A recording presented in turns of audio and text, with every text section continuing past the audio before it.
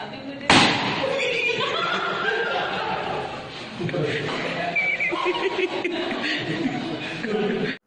अस्सलाम वालेकुम दोस्तों, मैं हूं शाहिद हुसैन। उम्मीद करता हूं आप सब खैरियत से होंगे। मेरा यूट्यूब चैनल और फेसबुक पेज देख रहे हैं।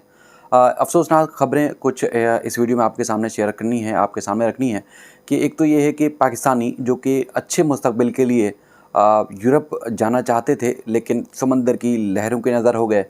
किसकी गफलत और लापरवाही है? कितने जवान थे, कितने नौजवान थे जो हुनरमंद और पढ़े लिखे थे, लेकिन रोज़गार बेहतर ना होने की वजह से मुल्क छोड़ने पर मजबूर हुए और समंदर की लहरों की नज़र हो गए। अब शायद ही उनकी लाशें अपने घर वालों को मिलें। क्या वजूहत थी, उसकी तफसीलात आपके सामने रखेंगे। एक और ख़बर है इसी से जुड़ी, वो ये है कि एक बरतानवी सहाफ़ी जॉर्ज फल्टन, जो कि एक अरसे से पाकिस्तान में मुकीम थे और उनकी ख्वाहिश थी कि वो पाकिस्तानी बनना चाहते थे।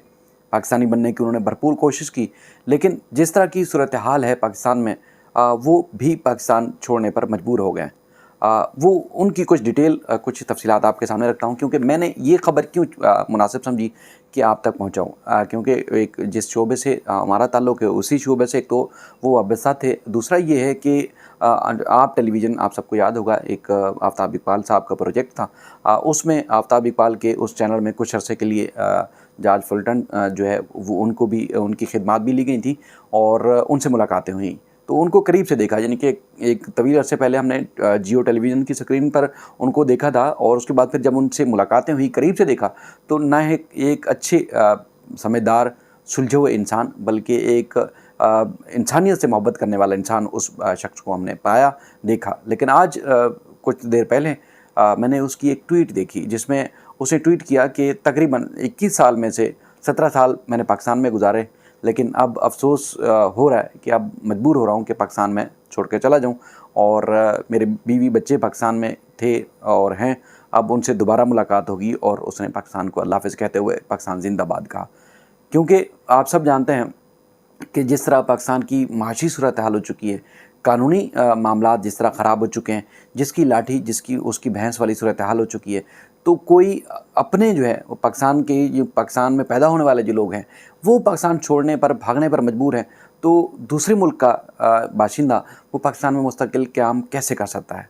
क्योंकि इब्तिदा की जो उसकी वीडियोज़ हैं, आप सब जो सीनियर लोग हैं जानते होंगे। आप अभी भी गूगल करेंगे जॉर्ज का पाकिस्तान, यूट्यूब पे भी लिखेंगे तो आपको नज़र आएगा कि जॉर्ज ने पाकिस्तानी बनने के लिए क्या कुछ जतन नहीं किया, जद्दोजहद नहीं की। मैं कुछ देर पहले भी उसकी एक वीडियो देख रहा था, जिसमें वो आया और उसने तारुफ़ कराया, जिसमें उसने बताया कि उस वक्त उसकी उम्र 26 साल थी और उसके बाद फिर यहाँ पर उसको जो चीज़ें उसको पसंद नहीं, कि जिसमें वो कहता है कि इंसानियत बहुत अच्छी है, यहाँ पे लोगों का मिलना और जो खिदमतगारी है वो बहुत अच्छी है। तो मैं चाहता हूँ कि मैं मुस्तकिल पाकिस्तानी बनकर रहूँ। लेकिन वो 17 साल जद्दोजहद करने के बावजूद नाकाम रहा, बिलाखिर पाकिस्तान को खुदा हाफिज़ कह दिया। अफसोसनाक सूरत हाल है। इसी तरह कई ऐसे लोग हैं जो बेहतर मुस्तकबिल के लिए पाकिस्तान आए होंगे और वो सूरत हाल का जायज़ा लेके मजबूर हो गए होंगे पाकिस्तान से बाहर चले जाएँ।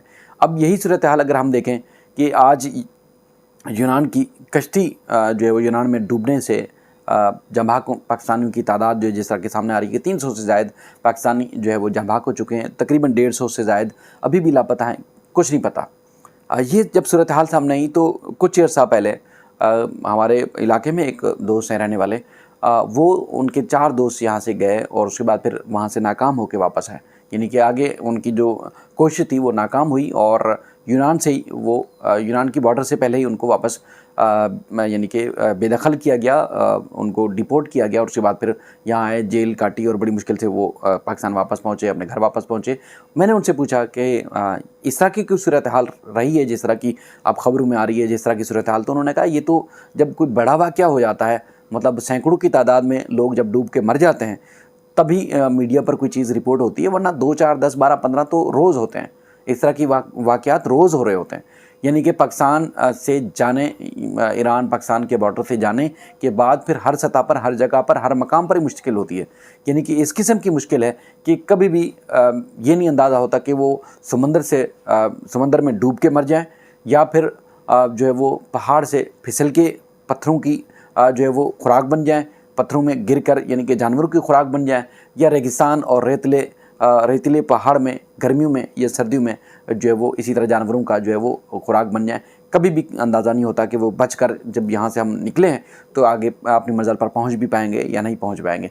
कई ऐसे हैं, यानी कि 10-20 अगर मुश्किल से कामयाब हो जाते हैं, लेकिन ये सिलसिला आज का नहीं है, ये एक अरसे से चल रहा है। लेकिन उनको सहूलियात कौन देता है, उन लोगों को यहाँ पर फैसिलिटेट कौन करता है? यकीनी तौर पर FIA और उनके जो लोग हैं।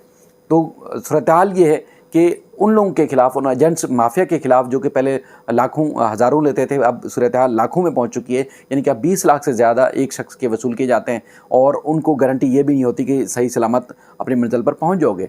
लोग चूँकि यहाँ तंग हैं, हालात ख़राब हैं, माशी तौर पर ख़ास तौर पर हालात बेहतर नहीं हैं, तो इसलिए लिखने पढ़ने और सफरी सहूलियात ना होने के बावजूद फिर लोग मुश्किल से मुल्क से बाहर चले जाते हैं और अपनी ज़िंदगी को ख़तरे में डालकर चले जाते हैं कि शायद उनके बच्चों का, जो पीछे ख़ानदान के लोग हैं, उनका मुस्तकबिल बेहतर हो सके। अब सूरत-ए-हाल ये है, हुकूमत ख़ुद भी इस बात को तस्लीम कर रही है कि जी यौम सोग मनाया जाएगा, पाकिस्तानी परचम जो है सरनिगू रहा और इसी तरह जो है अफसोस का मकाम है और फातिहा ख़वानी भी की गई। लेकिन आज यौम सोग के बजाय यौम शर्मिंदगी मनाना चाहिए था उन लोगों के ऊपर जिन लोगों ने पाकिस्तान में साल हुकूमत करने के बावजूद, साल अहम तरीन ओहदों और अहम तरीन इदारों में रहने के बावजूद पाकिस्तान की माशी सूरत-ए-हाल नहीं बदली। आज भी वज़ीर दिफ़ा ख्वाजा आसिफ साहब तकरीर कर रहे हैं असम्बली में और कह रहे हैं जी पाकिस्तान की माशी सूरत-ए-हाल बेहतर नहीं है, तो इसलिए लोग छोड़ के चले जाते हैं। तो माशी सूरत-ए-हाल ख्वाजा साहब किसने ख़राब की है? आपने और आपके इत्तेहादियों ने। इसके अलावा कौन है जो पाकिस्तान की जो है वो हुकूमत करता रहा है पाकिस्तान में और उसके बाद फिर पाकिस्तान की हालत को उन लोगों ने ख़राब किया है? आप थे, आपके इत्तेहादी थे, या वो लोग जो आपको लाते हैं या निकालते हैं? इसके अलावा कौन है जो पाकिस्तान में हुक्मरानी करता है? इन्हीं ख़ानदानों के अलावा लोग किसको जानता है पाकिस्तान में या पाकिस्तान से बाहर भी? अब जो खौफनाक सूरत-ए-हाल जो सामने आ रही है वो तो ये है कि सबसे ज़्यादा जो जुल्म और ज़्यादती की गई इस कश्ती पर जो मौजूद लोग थे, एक तो ये है कि सफरी कश्ती नहीं थी, यानी कि एक जगह से दूसरी जगह जाने वाली, इंसानों को जो है वो मंजिल पर पहुंचाने वाली कश्ती नहीं थी, बल्कि मछलियां पकड़ने वाली कश्ती थी। अब जो बैनुल-अक़वामी मीडिया रिपोर्ट कर रहा है उसने जो चौंका देने वाले इंकशाफात सामने रखे हैं, उसके मुताबिक 400 से ज़ायद पाकिस्तानी ऐसे थे जिनको सबसे निचले डब्बे में, निचले जो कश्ती का हिस्सा था उसमें रखा गया था, उस तहखाने में रखा गया था। ना वो निकल सकते थे, ना सांस लेने की जगह थी, ना ही उनको पानी पीने के लिए जो है फराहम किया जा रहा था। यानी कि जिस तरह कश्ती को हादसा रूनुमा हुआ, उससे पहले 7 घंटे तक समंदर की लहरों में उसको रोके रखा कोस्ट गार्ड ने और उसके बाद फिर जो है वो कश्ती डूब गई।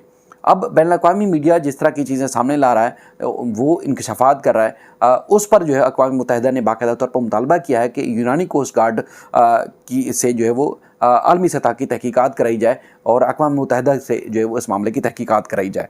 अब देखना ये है कि वाकई ही तहकीकात होती है या जिस तरह 4 दिन 6 दिन ये खबरों में रहेगा और उसके बाद फिर कोई और मिसहैप हो जाएगा, कोई और इवेंट हो जाएगा और उसके बाद फिर ये सारे खून जो है, सब लोगों का खून इसी तरह रहेगा जाएगा। अब तक जो सूरत-ए-हाल है, जो तफसीलात हैं, अब तक जो लापता लोग हैं, गुजरांवाला जो डिवीज़न है उससे 170 लोग जो है अब भी लापता हैं। गुजरात से 60, शेखुपुरा से 4, ओकाड़ा से 1 और उसके अलावा आज़ाद कश्मीर की अगर बात करें तो अभी भी 21 नौजवान जो है लापता हैं, उनके बारे में कुछ नहीं बताया गया। मुख्तलिफ एजेंट्स और मुख्तलिफ लोगों से ख़ानदान के लोग मिल रहे हैं, बातें कर रहे हैं, उनसे तसल्लियाँ ले रहे हैं, लेकिन अब तक जो है उनके बारे में किसी को कुछ नहीं पता। यानी कि 300 के करीब लाशें बरामद कर ली गई हैं और अभी भी तकरीबन 200 से ज़ायद जो है पाकिस्तानी लापता हैं। आप खुद अंदाज़ा लगा सकते हैं कि किस तरह जो है वो बेचारे सफ़र कर रहे होंगे। मुतासरीन जो है वो एजेंट्स का नाम भी नहीं ले रहे और बार बार जो है वो कहा जा रहा है कि जी आप एजेंट्स का नाम लें ताकि उनके ख़िलाफ़ हम कार्रवाई करें। अब FIA जो है वो तस्वीरें वायरल कर रहा है, तस्वीरें जारी कर रहा है, जिसमें बता रहा है जी हमने कराची से पंजाब के मुख्तलिफ शहरों में कार्रवाई करके इन एजेंट्स माफिया के कुछ कारिंदों को गिरफ़्तार किया है, लेकिन अब तक भी कोई खातिर खा जो है वो सूरत-ए-हाल नहीं सामने आई। अब जो इस चूँकि आपको खुद मालूम है कि अगर अमवात में सबसे ज़्यादा तकलीफ़ दे अगर मौत है, कोई भी हादसे की सबसे ज़्यादा कोई तकलीफ़ दे मौत है तो वो डूब कर मरने की, यानी कि पानी में डूब कर मरने की जो मौत है, सबसे ज़्यादा ख़तरनाक और खौफनाक और तकलीफ़ दे मौत है। आप खुद अंदाज़ा लगाएं कि वो ज़िंदगी की किस तरह भीख मांग रहे होंगे, किस तरह वो तड़प रहे होंगे, किस तरह तड़प तड़प कर उन्होंने पानी में डुबकियाँ लगा लगा के जान दी होगी। क्या वो क़यामत वाले रोज़ हमारे हुक्मरानों का, हमारे साहिब इक़्तिदार में रहने वाले लोगों का क्या गिरबान नहीं पकड़ेंगे कि तुम्हारी वजह से हमारी मौत हुई थी, तुम्हारी वजह से हम मुल्क छोड़ने पर मजबूर होते, तुम्हारी वजह से हमने अपना ख़ानदान छोड़ा था, तुम्हारी वजह से हम दर बदर ठोकरें खाईं और उसके बाद समंदर में जाकर मर गए। क्या अल्लाह ताला उनसे हिसाब नहीं लेगा? यकीनी तौर पर हम सब का ईमान है कि किसी ने भी अगर किसी के हकूक़ गस्ब किए हैं तो उसका ज़रूर हिसाब होगा। वो ऐसे जो है वो जन्नत में नहीं जा सकता जब तक किसी दूसरे का जिसका हक मारा है वो नहीं देगा। यकीनी तौर पर जो हुकूमतों में रहने वाले लोग हैं वो हक मार रहे हैं अवाम का, जो कि आइन में लिखा है, कुरान में लिखा है, सुन्नत में बताया गया है कि इंसान की बराबरी के हकूक़ हैं, उनको किस तरह अपने हकूक़ देने। लेकिन यहाँ अपने जो ख़ानदान हैं उनको तो आप दुनिया की अजीम तरीन हस्तियों में शामिल कर रहे हैं और उसके बाद एक आम जनता है, आम आवाम है, उनको तो आप तहस नहस कर रहे हैं। मज़ीद इस तरह की सूरत हाल जो भी अपडेट्स होंगी आपके सामने रखेंगे। अपना ख्याल रखिएगा। अल्लाह ताला उन मुतासरीन के लवाहिकीन को सब्र जमील अता फ़रमाए। अल्लाह हाफ़िज़।